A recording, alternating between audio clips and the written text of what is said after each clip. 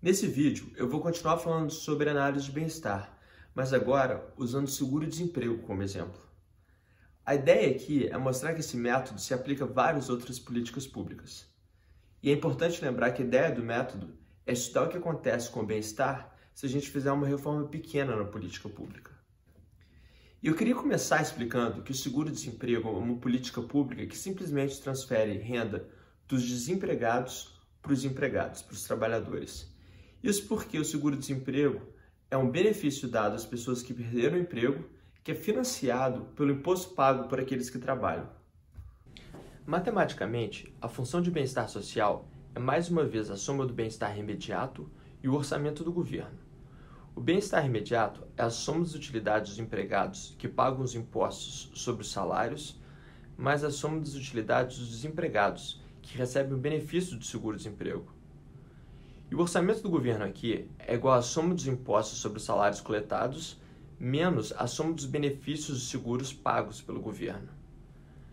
À medida que o orçamento cresce, o governo vai poder gastar mais em outras áreas, como educação, saúde e segurança, e por isso acaba aumentando o bem-estar social.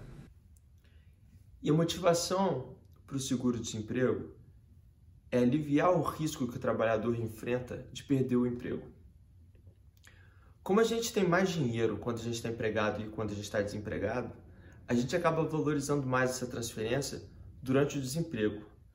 É durante o desemprego que a nossa utilidade marginal de consumo é maior.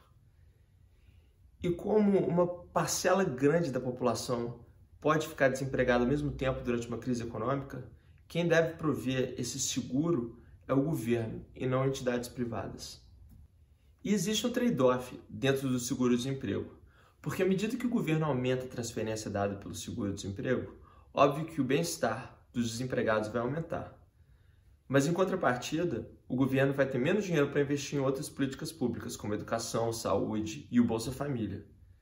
E além disso, à medida que o governo vai aumentando a transferência para os desempregados, ele vai criando incentivos para os desempregados ficarem mais tempo durante o desemprego. E esse tipo de efeito causal do aumento do benefício é o que a gente chama de risco moral em economia. Esse gráfico plota o bem-estar social no eixo vertical como função do benefício do seguro-desemprego no eixo horizontal.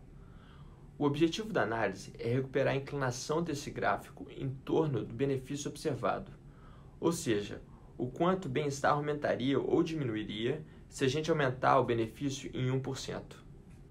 E o que o Raj-Chetty mostra é que a análise de bem-estar depende de dois fatores. O primeiro é a duração média do desemprego, que a gente observa em dados administrativos. O segundo fator é o efeito causal do aumento do benefício sobre essa duração média do desemprego. E é sobre isso que eu vou falar agora. E para entender como a gente recupera esse efeito causal nos dados, vale a pena dar uma olhada nesse artigo por David Card e Raj-Chetty, usando os dados austríacos. Porque na Áustria existe indenização por despedimento. Isso significa que os trabalhadores recebem uma certa quantia quando eles são despedidos, e essa quantia vai aumentando à medida que eles ficam mais tempo no emprego. Esse gráfico vai plotar a tabela dessas indenizações por despedimento na Áustria.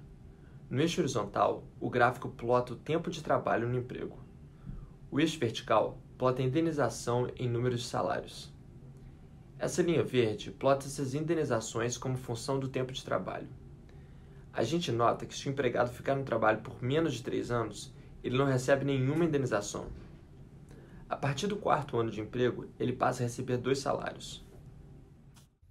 E apesar dessas indenizações não serem exatamente o seguro-desemprego, elas também afetam os desempregados.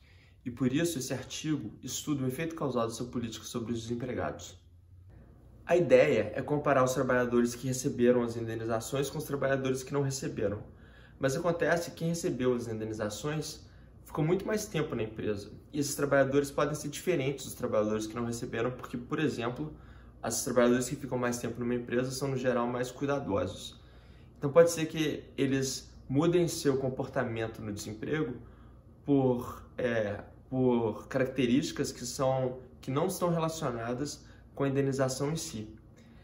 Agora, o que esse paper faz é comparar os trabalhadores que ficaram 3 anos na empresa e, portanto, receberam as indenizações, com os trabalhadores que ficaram 2 anos e 11 meses na empresa, que não receberam as indenizações. Agora, porque eles ficaram em tempos parecidos, eles são muito mais comparáveis em outras dimensões, esses dois grupos.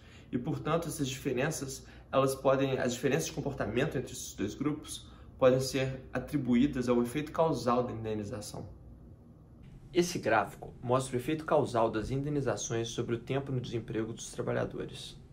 O gráfico compara esse tempo no desemprego dos trabalhadores que ficaram pouco mais do que 3 anos no emprego antes da demissão e, portanto, receberam a indenização, com os trabalhadores que ficaram pouco menos do que 3 anos e, portanto, não receberam a indenização. O eixo horizontal plota o número de meses no último emprego, que em inglês é job tenure. O eixo vertical plota o número de dias que esses trabalhadores ficaram desempregados depois da demissão. Cada bola representa a média na duração de desemprego de cada grupo de trabalhadores. Por exemplo, essa bola à esquerda da descontinuidade indica que entre os trabalhadores que ficaram no último emprego por 35 meses, na média, eles ficaram desempregados por 150 dias. Essa outra bola à direita da descontinuidade indica que a mesma média entre os trabalhadores que ficaram no último emprego por 36 meses é de 160 dias. Como a única diferença entre esses dois grupos é que trabalhadores com 35 meses não ganham indenização e os com 36 meses ganham indenização, a gente conclui que o efeito causal do benefício é aumentar o desemprego em 10 dias. E é tranquilizador ver que no gráfico, realmente a descontinuidade só aparece no mês do aumento da indenização.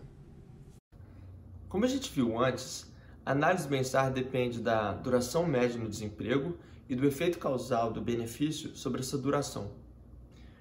Usando os dados americanos, o ride-sharing mostra que um aumento de 10% do seguro-desemprego nos Estados Unidos aumentaria o bem-estar em mais ou menos 0,05% do PIB.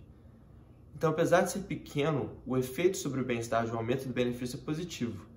E por isso, a prescrição de política pública é que a gente tem que aumentar um pouco o seguro-desemprego nos Estados Unidos, mas não muito. No próximo vídeo, eu vou falar um pouco como a gente adapta esse método quando a gente questiona o pressuposto de racionalidade econômica. E para isso, eu vou usar a aposentadoria pública como exemplo. E eu espero vocês aqui.